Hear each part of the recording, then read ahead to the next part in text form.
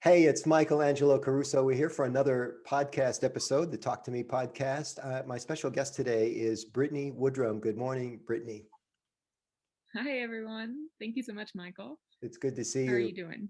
I'm good. I've been looking forward to this for a long time. Let me give everybody the lay of the land here, and we'll get started with our conversation about this amazing thing that you've done. It's a very unusual achievement, and I can't wait to learn more about it. If you are watching this video on YouTube, you know you can listen to the podcast version of all of these interviews on the Talk to Me podcast, which is available on iTunes and Podbean, etc. If you're listening on Podbean, you can watch the video version on YouTube. So there you go, both formats. Brittney M. Woodrum is practically famous in climbing circles because she's done something. Yes, you are. I saw your media, man. You Googled yourself lately? No. Pretty cool. Yeah, She it's probably a has lot of pictures of mountains.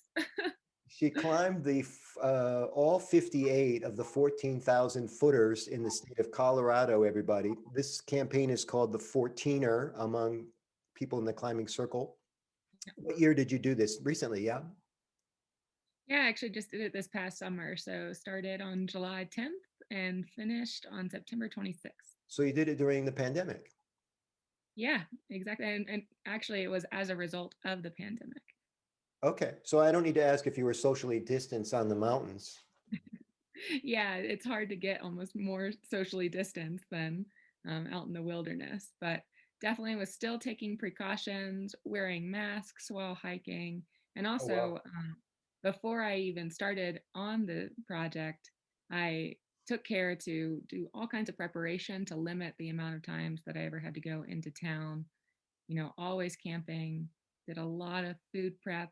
I think I only went into a grocery store like 3 times the entire summer. So Oh, wow. I was really trying to be conscientious about the impact I was making.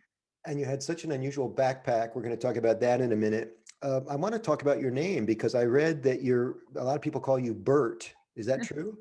Yeah, it's true. I mean, I think out whenever you do a lot of these longer hikes, so I consider myself a through hiker, you often adopt what's called a trail name. So I have a number of names that people call me. And over the years, um, I don't know, Brittany got shortened to Brit, and then a quick switch of the letters turned to Bert, and then now that's the name that just keeps giving. I have people who call me Bart or Brett or Bort, so I pretty much respond to anything at this point. But yeah, Well, I called you Bert, Whitney a minute ago. exactly. So, I and don't even get me know started on actually writing my name. So, I and happen to know the term through hiker because I'm a vicarious hiker. I don't do well in altitude, but I've spent a lot of time on the Mount Everest campaigns and climbing disasters and what teams work best and all this kind of stuff. I have also interviewed a few. I interviewed a guy named Cave, Andy Cave. Do you know the name? no, what did he do? Um, I can't actually remember the what he's famous for, but he's in Wiki. It turns out, everybody, that if you climb a certain mountain in a certain speed, you've Yeah, notched your belt or whatever, and you right. you achieve the pantheon. And he did that. He also Yeah. wrote a book about it. I've also met a guy who I assume he was a Sherpa in Indonesia, and he climbed the same mountain X number of times, and that's his claim to fame. Hmm. But I also interviewed a guy named Herb Klotz from Rotary World, and Herb has hiked 95% of the Appalachian Trail. Oh, And nice. he's the one that explained to me initially what through hiking meant, that you don't do pieces of it, you would do the entire thing at the same Right. time. And you are not a through hiker on the Appalachian, is that correct? I am. Yeah, I through hiked the Oh, Appalachian. you did? Okay. Mhm. And Yeah. that's a monster achievement as well. Yeah, it's a long one. And it's my eventual goal to do all three. So if you do the three big ones in the US, it's called a triple crown. Right? It's So a Pacific Coast, that's right. Yeah. PCT, And is it called? yeah, the PCT and The then the continental, Appalachian. yeah, the Appalachian and then the Continental Divide Trail, which is Okay. through Colorado and Montana and like the middle of the US more or less. Am I saying Appalachian You can say it incorrectly? however you want. I'm from Kentucky, so I think That's just how I learned to say it. I grew up in the Appalachian Mountains, but Well, if you're from Kentucky, you don't know how to pronounce anything. exactly. I'm just kidding. I'm just kidding. Um, so how does a Kentucky girl, or as Neil Diamond would say, a Kentucky woman, how do you Right. end up in Colorado? Great question. So, well, first, I went to university in Kentucky, graduated in 2015, having studied nonprofit administration. So I've always been very mission oriented, very service and community oriented. And after graduating, I had the great fortune to receive a number of scholarships and grants and fellowships where I was kind of hopping from 1 year contracts in one country to another, doing work and everything from education to working with refugees to women's empowerment. So over the last 4 or 5 years, I've primarily actually been in Southeast Asia, working there. And I was actually working in Myanmar for quite a time, where I was working with Buddhist nuns. I read And I read that you actually became, I don't know if you can ever believe everything you see in the media, but you actually became a monk. yeah, well, I definitely adopted the precepts while I was living with these women. I thought it was Wait a, a second. Is and even adopting the precepts not quite the same as becoming a monk? um, I well, I don't know, because I wasn't doing it for long term. They're a little bit more forgiving too, I think, in Buddhism. Like people come, they will live that way of life for a time, and then you can leave, and no harm, no foul. Yeah. Whereas I think maybe in other religions, you can't just enter, become a nun, and then leave. It's I maybe read not that you cut your hair for the gig. did. So that was one of the precepts, and just kind of relinquishing all ideas of like identity and trying to embrace this idea of impermanence. And it was really there that I think I adopted this, like, came to value minimalism and just saw how much you could have whenever you had almost nothing. And these women, they gave everything of themselves to their community, and I think that really planted the seed to want to do more and to continue my work in service. At the same time that I was in Myanmar, though, I was there for like 2016, 2017. That was whenever the initial like attacks on the Rohingya and the expulsion of this group began, and I had no idea any of this was happening in my own backyard. And that was really, really painful. And I thought there's got to be something that I can do. I never want, something like that to happen again. And I think that was what really planted the seed to want to work with humanitarian assistance. So long story short, I decided I wanted to go back to school to study humanitarian assistance and logistics, found the University of Denver, moved to Colorado in September of 2019 to start my degree there. A few months later, the pandemic happened, and yeah, I found myself uh, looking at the world, looking at especially being tapped into the humanitarian assistance world, seeing that disasters were still happening. No one was talking about them. And these vulnerable populations were even more at risk than some other corners of the world. And I thought there's got to be something that I can do to bring awareness um, to these people and to this growing need. So Let's that's let's stay in Myanmar for a minute, and let's yeah. go to pronunciations again. I hear you pronouncing it differently. Oh, how do you say it? I Do you say hear my? Myanmar, but I thought you said Myanmar. Oh, Myanmar. Yeah, that's right. Myanmar. Yeah. You should know. You lived there for how long? A little over a year. Yeah. I hear really oppressive things about Myanmar, like to the point where when people buy their cell phones, that certain things are programmed on their phones so that the government can actually feed people what they think they need to hear. I don't know Yeah. if that's No, true or not, but a lot of problems there, right? right. And that was actually kind of ironic. I think people think of, um, well, for example, all of the nuns that I lived with, they all had smartphones. And all these smartphones are pre-programmed with certain apps, including Facebook. So I still have, they still message me every single Oh, day. wow. And it's ironic. Um, at the beginning of 2020, I actually received a grant to return to Myanmar to continue my work with women's empowerment there. I was supposed to leave last year in October, obviously because of the pandemic that didn't happen. And now, given the current climate in Myanmar, I'm not sure that it's Yeah. going to happen anytime soon. Is having a cell phone with a Facebook app one of the precepts? No, definitely not.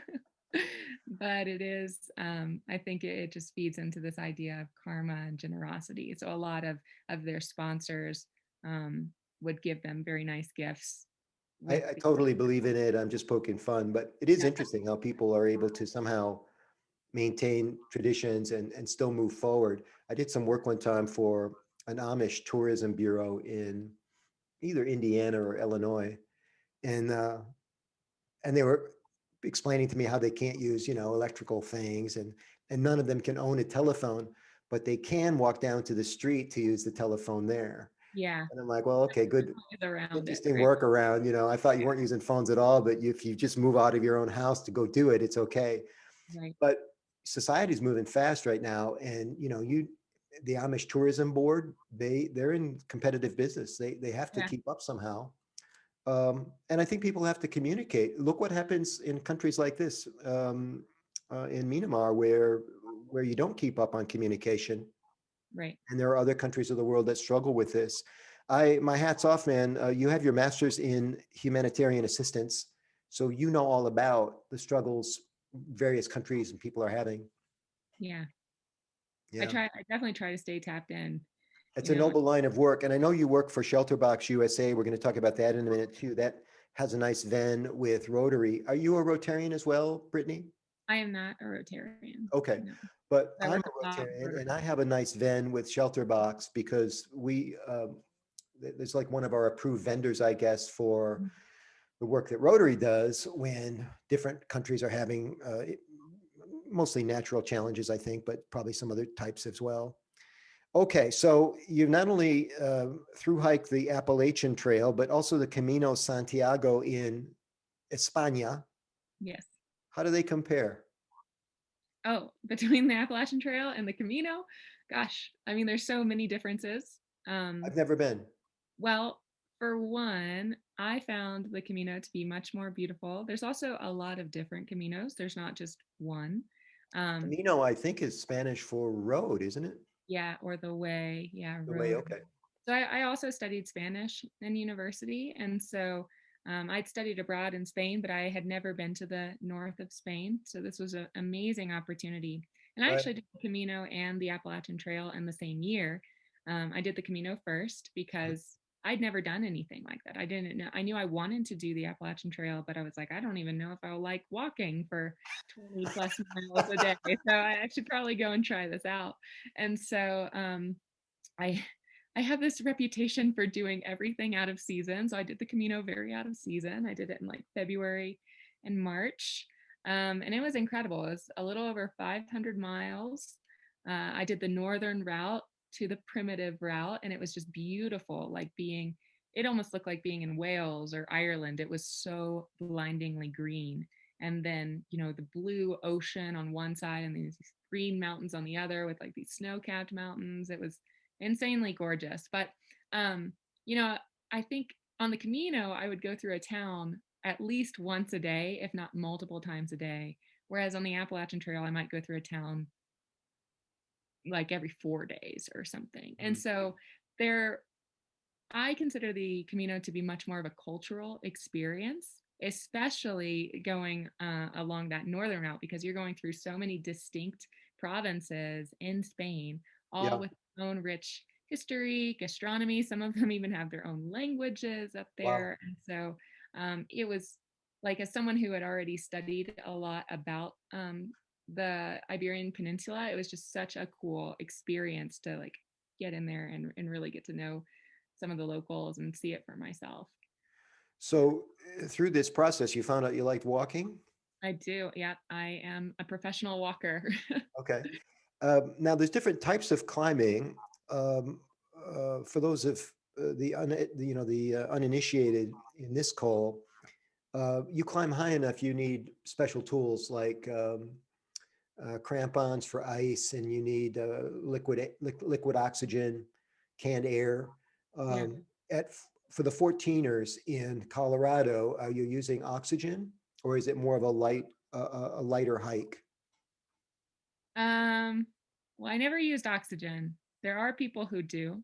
Okay. Um, but I found, initially, and that was the biggest concern about doing the 14ers because it wasn't like I was climbing 14,000 feet every day.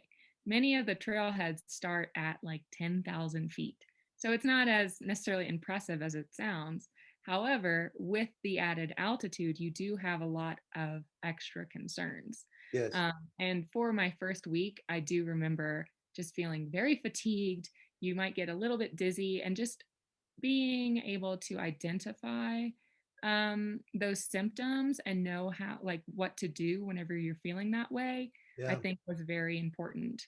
But I Yeah. did adjust to the altitude, and it didn't end up being such an issue. I've watched a lot of the Mount Everest expeditions. It's so Yeah, well documented now. It seems like everybody goes up with a GoPro, right. and this oxygen deprivation is a thing, Yeah, um, AMS. which Yeah, results in a very serious condition called brain edema, I think, or yeah, I was gonna cerebral say, edema. or yeah, okay. Yeah. Um, yeah. So I'm not a climber, so you have to kind of course correct me on this stuff. Okay. But I read that it's so bad. Like the very first thing that happens when you're suffering from cerebral edema is Mhm. your decision making power goes away, and that these guys on the mountain, these poor guys, they had stored canned air to finish the trip. They get to the place where the canned air is. They actually look at the dial on the canned air and they judge it to be empty, and throw Right. it in the snow because Uh-huh. they're that messed up, and it happens that quickly, and you don't know it's happening. For those of you that don't climb, it's kind of like the announcement they make on airplanes: put the oxygen mask on yourself first, because Mhm. I guess this happens very quickly, and then before you know it, you're in it, right, Brittany? Right. Yeah. So And did you ever have that? How dizzy, how disoriented were you, or did you understand what was happening? yeah, I don't think it was ever too extreme. I mean, Everest is like 29,000 feet. I was going up to 14,000 feet. So there was one time early on, though, where I went in way too hard, too fast, where I was trying to do two 14ers in a day. And this was not, oftentimes you'll see where you can like cross a ridge and get to another peak. This was not the case. I actually had to go up to the top of one, come down, and then start again and go up to the top and down.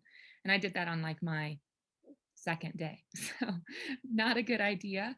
And coming down, I was so sick, I did end up like vomiting and stuff. So, that's like definitely a side effect. Right. And a huge loss of appetite. But you have to kind of just force yourself to take in salts, take in water, and make sure that you're getting the nutrients you need. Otherwise, you'll And have reduce altitude as fast as and possible. Yeah. breathe. Exactly. That's another very important. Like if you start feeling that way, either stop or go down, right? Yeah. Do Yeah. not keep pushing on. But even stopping, um, may not be enough to Right. reset. Right. You know, the climbing down is even better. Um, you,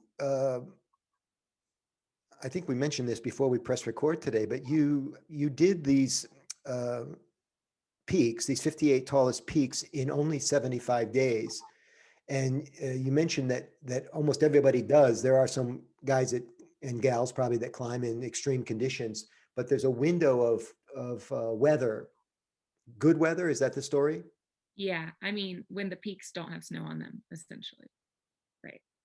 When they do have snow? They do not. So No, because that's easier.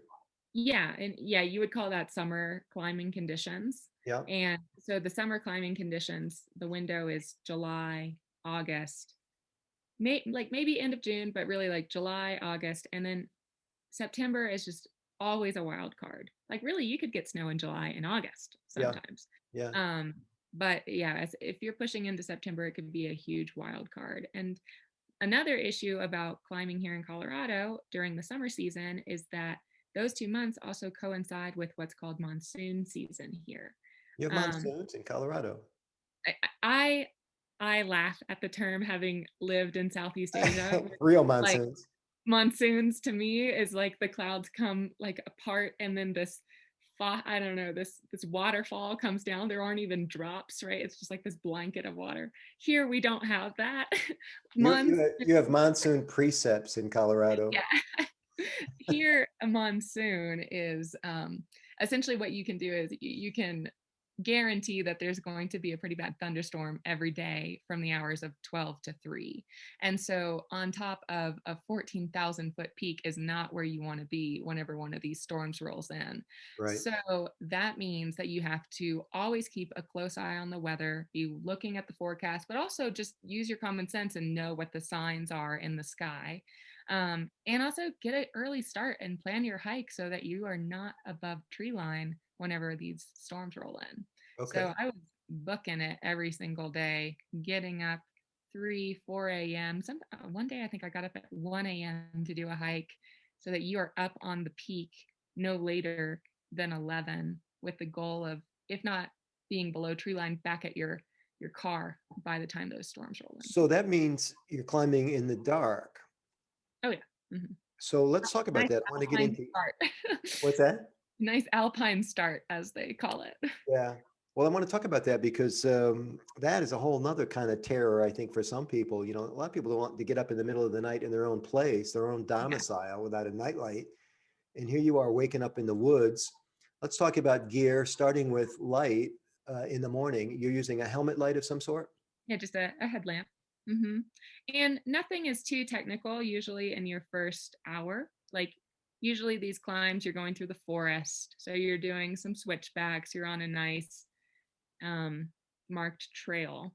It's not until you get above tree line that you start to see things like scree or maybe some more technical climbs. Right. And you always want to do that in the daylight. Scree is the loose gravel that makes it hard to get a footing, Yes, that kind of thing. exactly. Yeah. Lots of. Um, what other kinds of gear are you taking? I saw a lot of photos of you climbing and it looked like you were wearing tennis shoes most of the time. Is that possible? Yeah, I don't know. I think this is just something in the long distance hiking community. We often wear trail runners over hiking Is boots. that a brand name? No, trail runners are just a type of shoe that you would do like long distance runs in the forest with. So Okay. for example, hike with Solomon's. That's my trail runner, but there's all kinds of great brands out there that you see. Okay.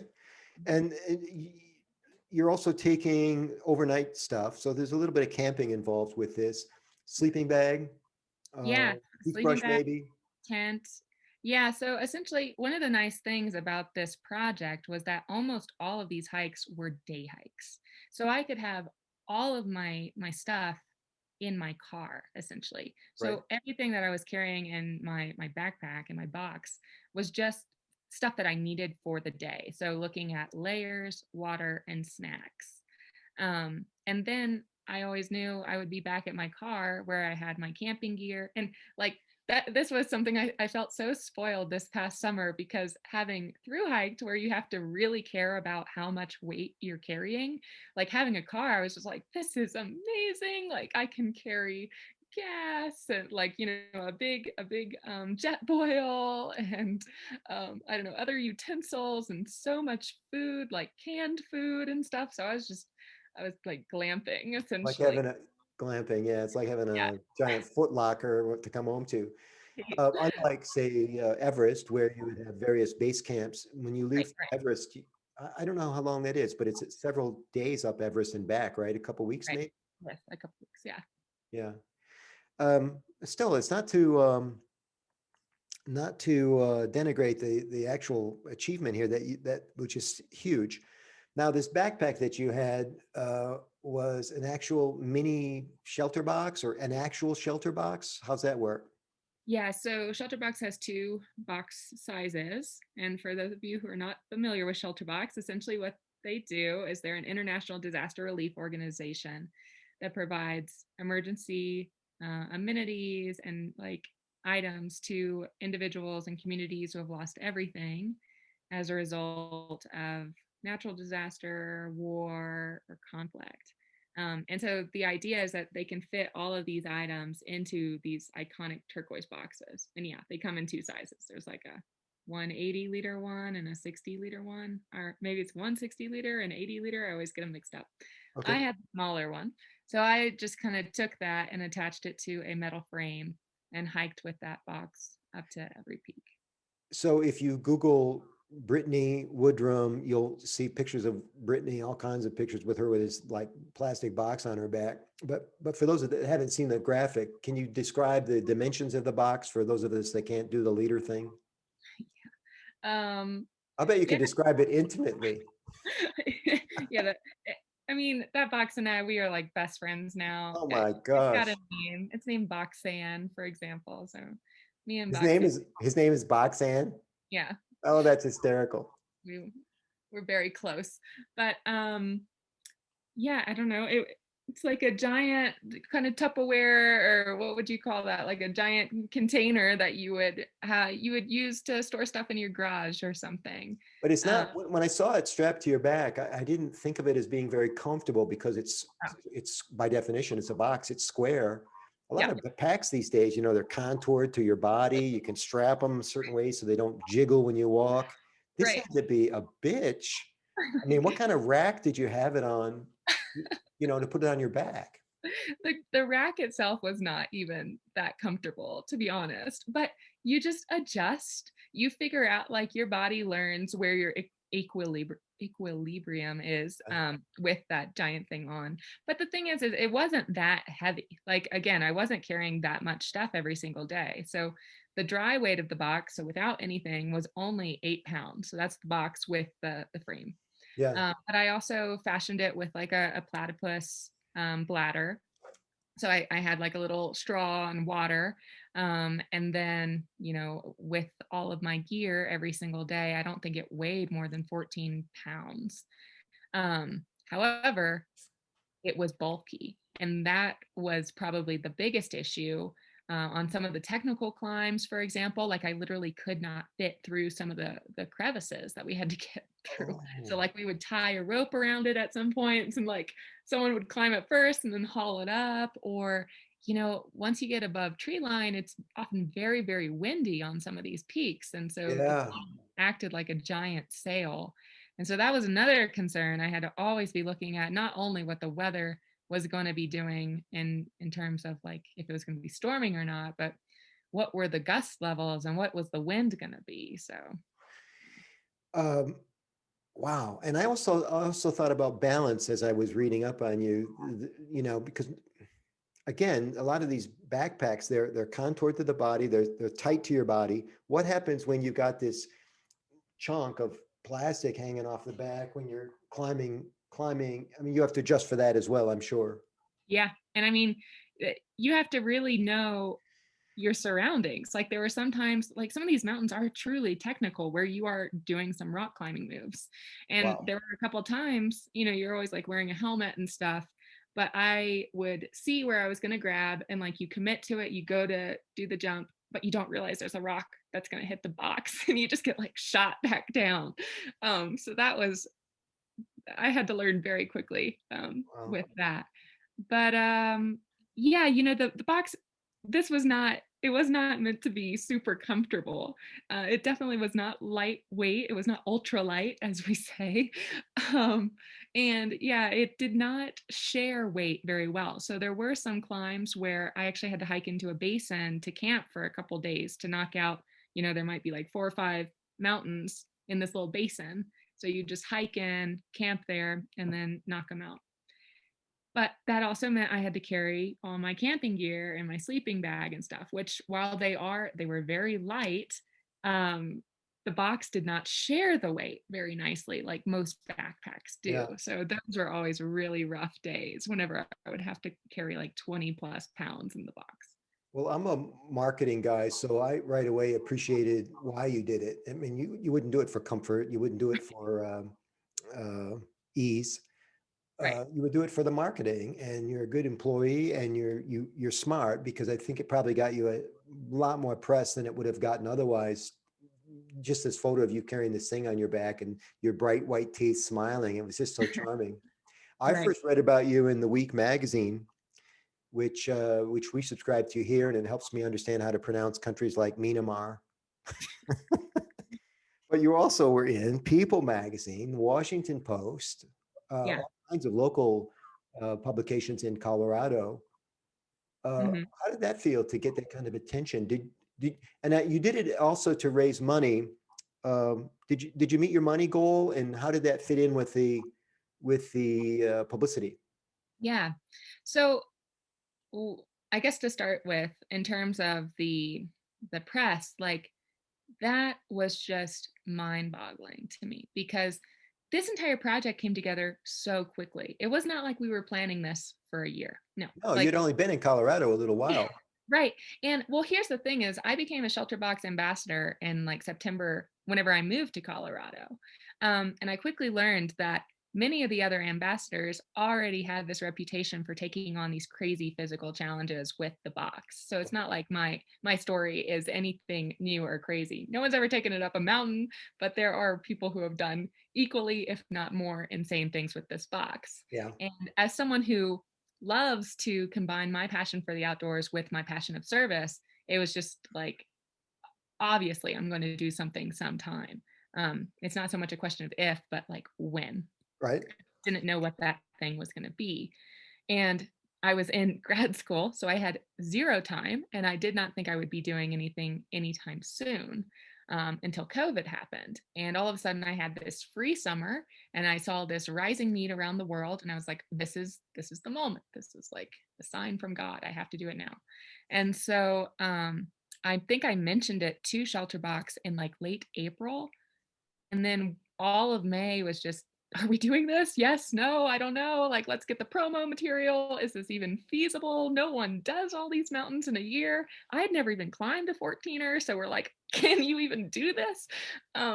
So just working out the logistics and really seeing if we're committing or not. And then June was just physical training, getting all the food prep and all the like routing and planning finalized. And then in July, I finally started. So I really did not think that this project was going to gain any traction at all. I didn't think that anyone was even going to hear about it or know about it.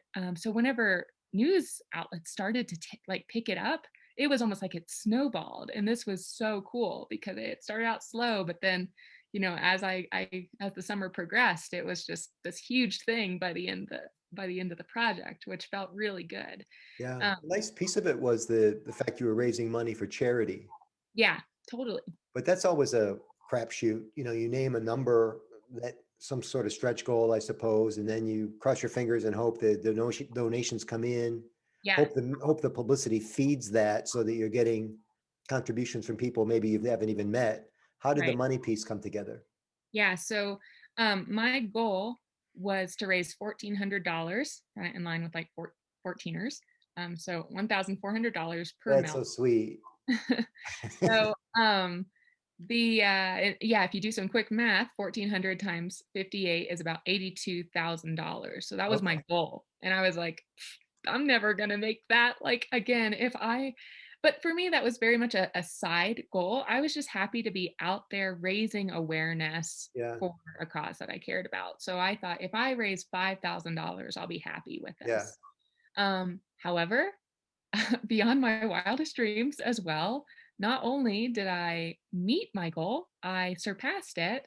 And donations are still coming in. And I think to date, we've raised just short of $100,000, Good all, for you. all being donated to ShelterBox's COVID-19 Emergency Relief Fund.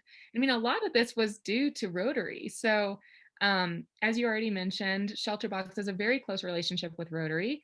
ShelterBox was actually started out of a Rotary club just as like a small little club project It was that, in Great Britain, yeah. yeah, in England. Yeah. So that's where their headquarters is. And we have a lot of ambassadors with ShelterBox who are Rotarians. And so one of the good things about doing this in the midst of COVID was that everyone was online, everyone was virtual. So I was giving, not a lot of people realize this, I was giving presentations while I was out there doing this project to Rotary Clubs. Sometimes I even did them on the peaks. Like I had my phone and was Zooming. Surprisingly, you get pretty good cell reception at 14,000 feet Wow. and was able to give them like these 360 views as I was doing so. And one of one of my strategies to raise funds was to actually offer like mountain sponsorships, where if a club or an individual wanted to sponsor a mountain by donating $1,400, I would actually take something of theirs, like a banner or a token, to the top, give them a shout out, and yeah, like take a photo with their item. Brilliant. And people here in Colorado are very proud of their mountains. And so a lot of the Rotary clubs started getting kind of competitive, like we've got to get this one before this group does, or they were just, there was like this nice camaraderie, like this kind of fun competition Yeah, um, amongst the clubs. I And love yeah, it. and then it grew, a lot of clubs beyond Colorado sponsored, and that was just so cool. And I never ever expected that. Well, we'll wrap up, of course, with contact information for ShelterBox. But if you are excited about Brittany's campaign and you would like to donate, what's the best way for people to do that, Brittany? Yeah, definitely head on over to ShelterBox's website. So that's www.shelterboxusa.org. And if you want to go to my site, it's that same website, just /14ers, all spelled out, FOURTEENERS. And I would definitely recommend that you go on over to the Facebook page. You can find updates on what I'm doing. One of the things I feel confident about is that these peaks will not be the last peaks that me and that box see together. So definitely stay tuned for my and Boxanne's next adventure. But yeah, if you just look up the 14ers Project on Facebook, you should be able to find it there. I just can't get over the fact you did 58 14ers in 75 days. It's an amazing commitment. Um, and I just think you're so inspirational, not just to people in general, but women in particular. Have you been hearing more from women about, I mean, do women find a special place in their heart for you because you're somehow a suitable or even an exemplary role model for them? Yeah, definitely. And I think that was another part of this project. Um, I still don't consider myself to be an expert hiker or climber by Right. any means. But I think you just have to find what your passion is and go out and do it.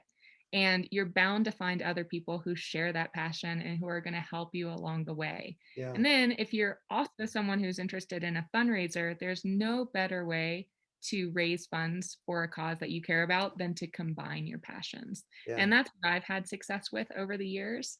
And yeah, I think that's what I get a lot of. Like, how were you able to pull off a fundraiser like this? And it starts with your passions, finding out what those are, and then utilizing them to bring awareness to that cause. Well, you're amazing. I'm so glad we had a chance to visit today, and I hope our paths cross again, preferably not on a mountain. But I hope we get a chance to meet up and maybe even see you on the speaking circuit. Have you? Society hasn't quite opened up from the pandemic yet, but I assume you're going to get a lot of speaking invitations. We'll see. I think that I might have a few virtual Rotary, well, beyond clubs, but like district meetings coming up that I might be presenting at. So Oh that's man, no, pretty, we're going to get you to the real events, is what I'm saying, we'll see. That which would will be be fun. fantastic. I have a new slogan for you for Boxanne. Oh, please. She's got my back. Oh, I love that. And we also, another hashtag we have is go Bert with Bert. So Oh, I love it. um, I love it. definitely So get up. more information, everybody, at shelterboxusa.org. You can also find Brittany pretty easily on social. That's where we connected.